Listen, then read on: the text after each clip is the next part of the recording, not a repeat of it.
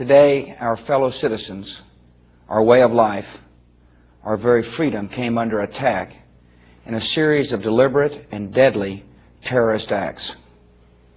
The victims were in airplanes or in their offices, secretaries, businessmen and women, military and federal workers, moms and dads, friends and neighbors.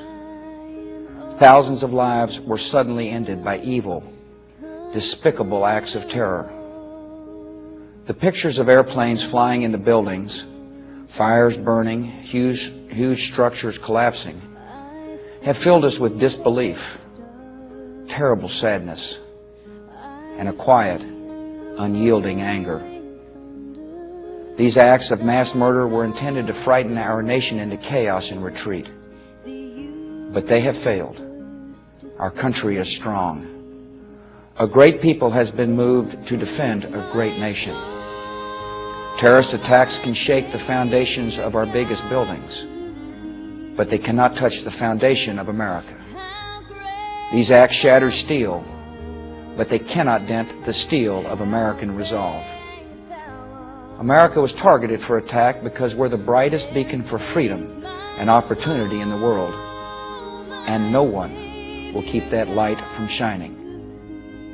Today, our nation saw evil, the very worst of human nature, and we responded with the best of America, with the daring of our rescue workers, with the caring for strangers and neighbors who came to give blood and help in any way they could. Immediately following the first attack, I implemented our government's emergency response plans. Our military is powerful, and it's prepared. Our emergency teams are working in New York City and Washington, D.C. to help with local rescue efforts. Our first priority is to get help to those who have been injured and to take every precaution to protect our citizens at home and around the world from further attacks. The functions of our government continue without interruption. Federal agencies in Washington, which had to be evacuated today, are reopening for essential personnel tonight and will be open for business tomorrow. Our financial institutions remain strong, and the American economy will be open for business as well. The search is underway for those who are behind these evil acts. I've directed the full resources of our intelligence and law enforcement communities to find those responsible and to bring them to justice. We will make no distinction between the terrorists who committed these acts and those who harbor them. I appreciate so very much the members of Congress who have joined me in strongly condemning these attacks.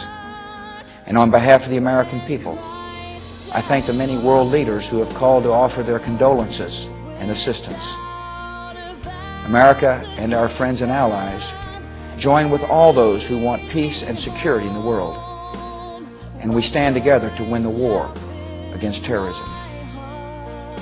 Tonight I ask for your prayers for all those who grieve, for the children whose worlds have been shattered, for all whose sense of safety and security has been threatened. And I pray they will be comforted by a power greater than any of us, spoken through the ages in Psalm 23. Even though I walk through the valley of the shadow of death, I fear no evil, for you are with me. This is a day when all Americans from every walk of life unite in our resolve for justice and peace. America has stood down enemies before, and we will do so this time. None of us will ever forget this day, yet we go forward to defend freedom and all that is good and just in our world. Thank you. Good night, and God bless America.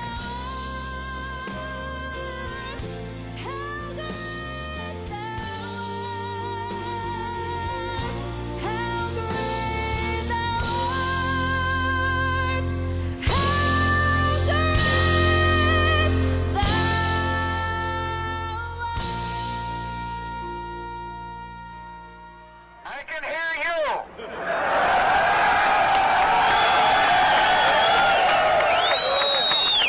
I can hear you. The rest of the world hears you. And the people who knock these buildings down, we'll hear all of us soon.